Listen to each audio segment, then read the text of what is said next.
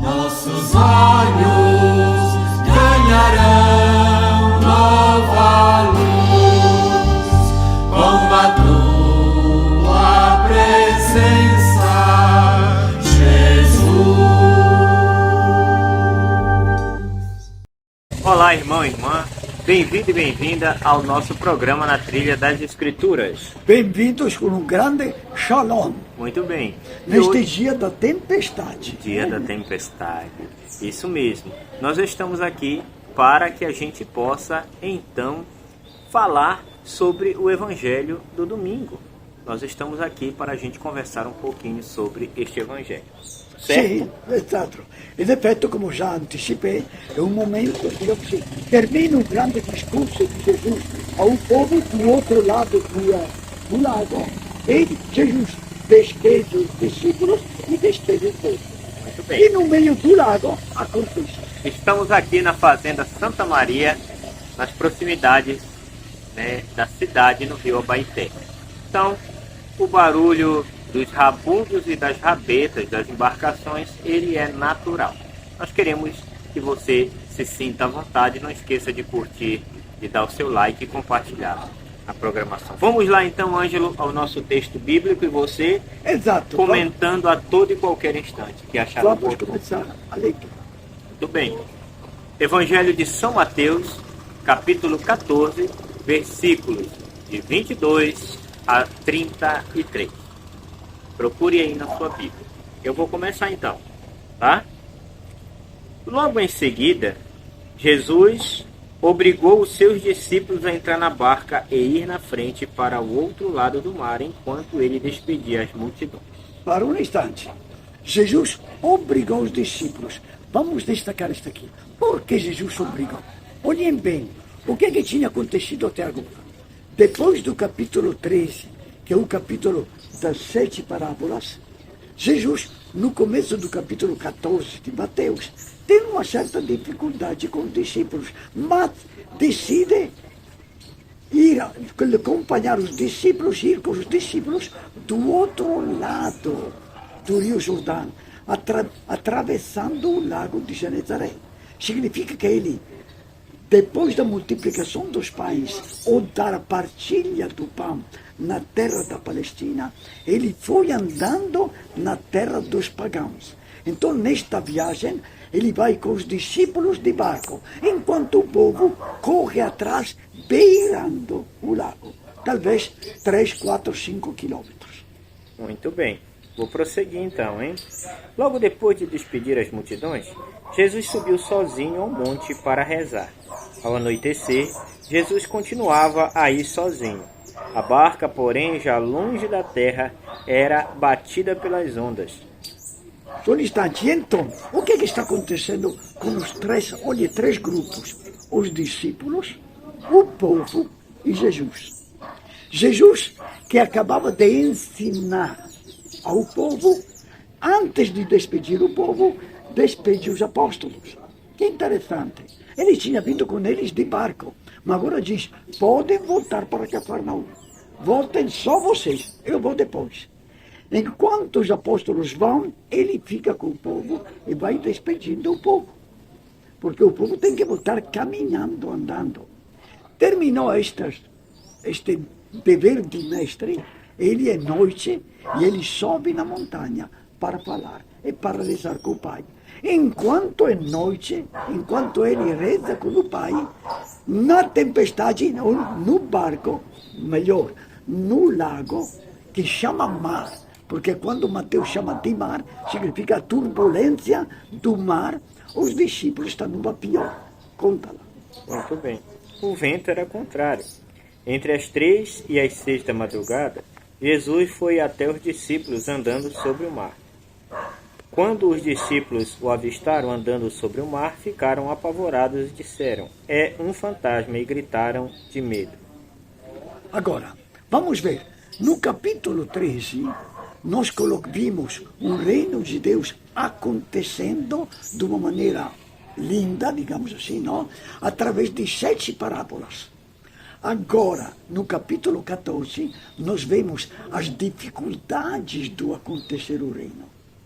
E esta esta da travessia do lago de Genezaré é uma das primeiras dificuldades. Duas dificuldades, sobretudo. Jesus, que depois desta convivência com os apóstolos e com o povo, envia e despede os discípulos para que eles, sozinhos de barco, voltem para Cafarnaum. 4, 5 quilômetros, não era muita coisa. Mas sozinhos os apóstolos, e aqui temos que entender a narração de Mateus não simplesmente como um fato, mas também como uma catequese. Os discípulos sozinhos não dão conta do recado. É noite, a escuridão, o medo. É noite, o vento, a tempestade. Parece que tudo é contra os apóstolos. Na verdade, Mateus está escrevendo este texto da Bíblia, não lembrando tanto o fato acontecido no tempo de Jesus, mas a vida eclesial do tempo dele, 80 anos depois de Cristo, melhor, 50 anos depois da morte de Jesus. As comunidades estão perseguidas pelo judaísmo e perseguidas pelo Império Romano. É esta nova tempestade, esta perseguição. Muito bem. Jesus, porém, logo lhes disse: coragem, sou eu, não tenham medo. Então Pedro lhe disse: Senhor, se és tu, manda-me ir ao teu encontro. Mais um pouco, vamos aos poucos. Olha que interessante. Jesus desce da montanha, que estava em oração com o Pai, e atravessa a lagoa, porque o mar, a tempestade, não afeta nele. Ele é mais forte. Ele é mais forte do que as tempestades do judaísmo. Ele é mais forte do que as perseguições do Império Romano. E Jesus caminha em cima do lago, caminha enfrentando e vencendo as turbulências da vida, as perseguições. Mas os apóstolos não têm esta visão. A fé deles é sempre muito fraca. Porém, olha que interessante. Pedro toma toda a coragem. Mesmo com medo que fosse um fantasma, quando escuta a voz do mestre que diz: sou eu, não tenha medo. Então Pedro se anima e quer sair do barco e, como o mestre, caminhar em cima das águas. E dá conta do recado inicialmente. Tem um rapetaque aí esperando. Voltando lá ao capítulo. Então Pedro falou para Jesus, e Jesus respondeu: venho. Pedro desceu da barca e começou a andar sobre a água em direção a Jesus. Confiando nas palavras de Jesus. Mas, continua. Ficou com medo quando sentiu o vento e, começando a afundar, gritou. Quando começam as dificuldades da vida, vamos sempre fazer esta relação entre o fato da travessia do lago e a catequese de Mateus para as comunidades do tempo dele. O vento, a tempestade, o medo. Ele que era um pescador, ele que sabia nadar, ele que sabia mexer com o barco, como é que tem medo? Mas tem medo. E então o que ele faz? Ele grita. Ele gritou.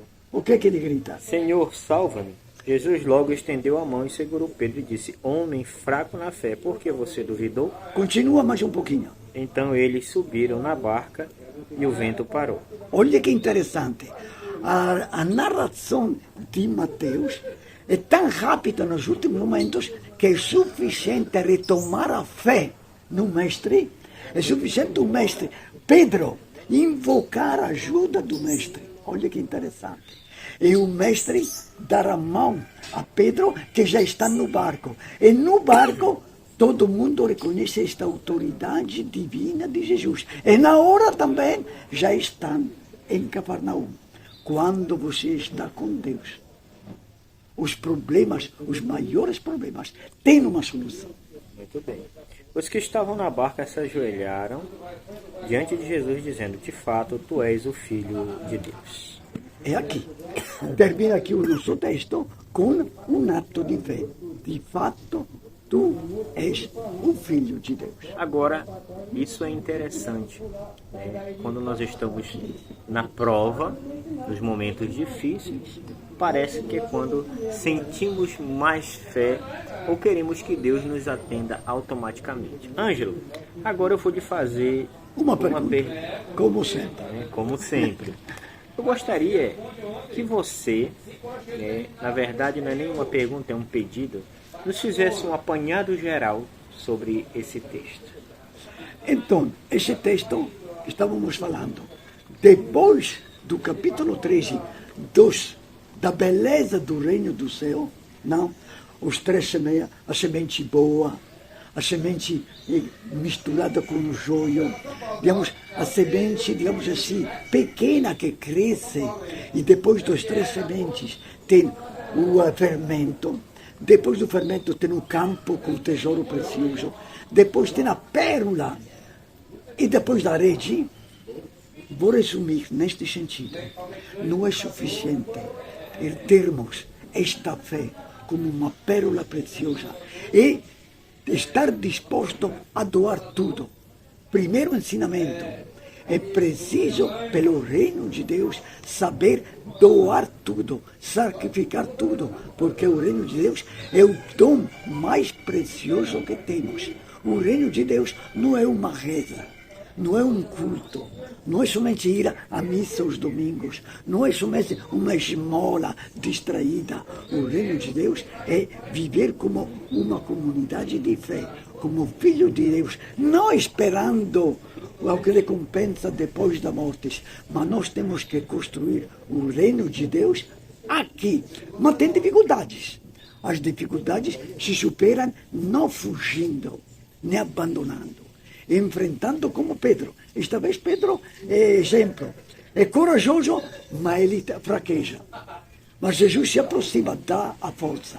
Assim que ele confia na mão de Jesus, que está no barco, todos adoram, reconhecem Jesus como Filho de Deus e já terminaram as dificuldades, já estão de novo na terra de Cafarnaum. Muito bem. Então, meu irmão e minha irmã, esse foi o nosso comentário bíblico sobre este domingo, o domingo da tempestade. Segura na mão de Deus E vá. a gente costuma cantar esse canto sempre nos momentos fúnebres, né? De despedida dos nossos entes queridos. E este canto não é para estes momentos. Este canto é sobretudo para quando temos vida e nos falta coragem, temos medo, nos falta coragem de enfrentar as dificuldades. Este canto não é somente relacionado à morte. Aliás, não está relacionado à morte como nós estamos acostumados a cantar. Está relacionado aos medos que temos durante a vida. Confiança e segurança em Deus. Testemunho Muito do bem. reino de Deus. Testemunho do reino de Deus. Fique com Deus. Uma boa celebração, uma boa missa, um bom culto a todos vocês. Shalom. Shalom.